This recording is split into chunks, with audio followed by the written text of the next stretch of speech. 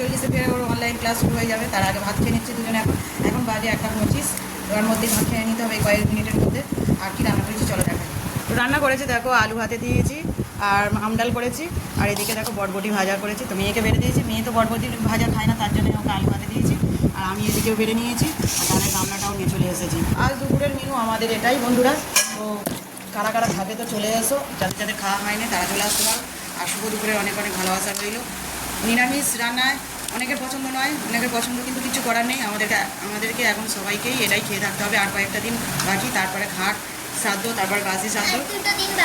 আর 2 দিন নয়, আজকের বুধবার, বৃহস্পতি, শুক্র, শনি। বৃহস্পতিবার কালকে খেতে হবে, শুক্রবারে মাংসের ভাত খেতে হবে, শনিবারে ভুচি দিতে হবে, আর রবিবার বাসি শ্রাদ্ধ নিয়ম ভঙ্গ যেটাকে বলে সেটাই। এখন 3টে দিন বাকি আছে।